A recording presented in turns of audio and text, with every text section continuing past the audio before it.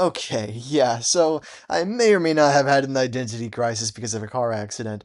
Consider this a little bit of an intermission or maybe a tea break from the usual shenanigans I've been talking about in my other videos. So yeah, let's think about this like a little treat, okay? So as a little bit of background, I was doing a summer job last year. Yeah, I know me, a job. I can't believe it either. And I was carpooling with my brother. However, one morning, my brother decided that he didn't want to come along because he had a doctor's appointment. So that morning it was just me. So, I get up in the morning, I get ready, I get in my car, and I start driving to work. Now, not even 5 minutes into my drive, I do something so ridiculously stupid that honestly, looking back at it, I really do genuinely wish the damage was much worse. And I don't mean that to say that I have a death wish or that I wish I was fatally injured or whatever. I mean, I just mean that I feel like I deserved much worse for what happened and for how stupid I was while driving. So, I'm driving along and eventually I get to this intersection and I need to turn left. So, I get into the left turn lane, I sit quietly and wait my turn, right? And when I was originally pulling up to the light, I had a green light, okay? So, since I saw a gap in some of the traffic, I decided to pull up a little bit. And at that point, I'm past the point of no return. Okay. And additionally, there are cars behind me. So if something happens, my only option is to just go, right? I obviously couldn't just put it in reverse because I wouldn't want to hit whoever was behind me. So eventually, the light turns yellow. And at that point, I'm thinking, okay, I have two options. Number one, I can wait for the light to turn red and then go, or I could just go right now. I mean, what's wrong, dude? There's only like a bunch of cars that are going like 15 miles over the speed limit, you know what I mean? Like, why don't I just get through this light? You know what I mean? I'm looking straight ahead and I see that cars are slowing down, right? And I'm thinking they're about to stop. Right? They're about to stop. And a lot of them did stop, actually. A lot of them were stopping. But then there was one lady who decided to run the yellow light. And I mean,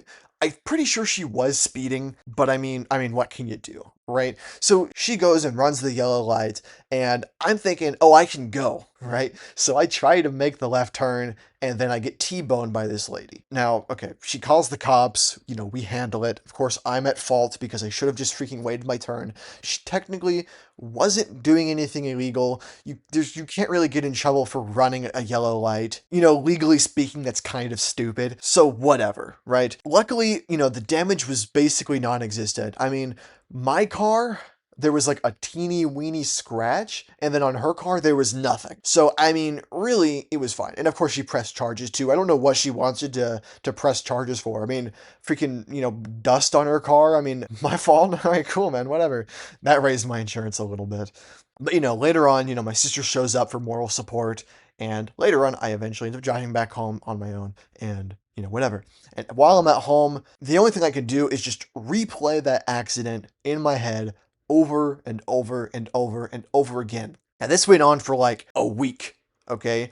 It was just me constantly thinking, what if I just waited a few extra seconds and then just went through the red light? You know what I mean? It would have been safe. What if I left a few minutes earlier? Because, that morning I was running late. What if I, did X, Y, and Z? I mean, all of these things, all of these freaky things, I'm just thinking to myself, what could I have done differently? And of course, this went on for like a week. So as expected, I got super depressed. I locked myself in my room and just freaking dwelled on this one car accident for hours every single day. Eventually, this kind of led to a sort of self-loathing situation or whatever. A lot of self-hatred. And, that was pretty interesting for me. I was being all emo or whatever. I was like, oh, I can't do anything right.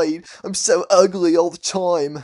I have no proper talents, and my freaking life is a nightmare, etc. And it keeps going on. And eventually, this kind of got to me thinking about my relationship status, which is the fact that I am single. Who would have thunk it, right? And, that got to me thinking, like, nobody could ever want me.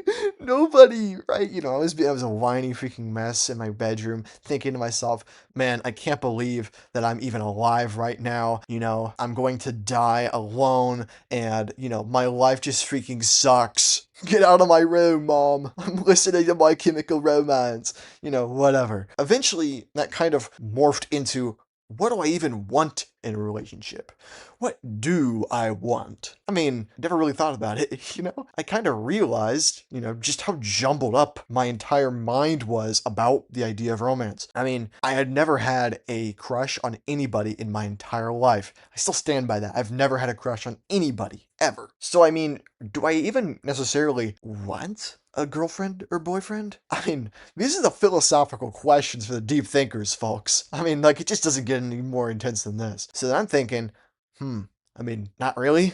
Feels silly to say this, but I mean, it took a freaking car accident for me to even consider the fact that I might not be straight. And I've never been open about my sexuality like ever, and it's not something I really talk about super often unless I know for a fact that I'm not being heard by, my parents or my siblings or something, and I know for a fact that it's going to stay between me and whatever party I'm communicating with at that particular instance in time, right? So really, I mean, this is kind of like, as long as it's private, I mean, I can talk about it. But I mean, even then, it's a complicated, iffy subject. I don't really even understand it that well. So it's like, it's like, I don't really want to talk about it. And it's like, over the years, I've cycled through a lot of different, I guess, like self labels, that I didn't really talk about with people, but it was like, I've cycled through internally thinking, oh, I must be straight because, I clearly don't like guys. And then it turned to, oh, I must be gay because I clearly don't like girls.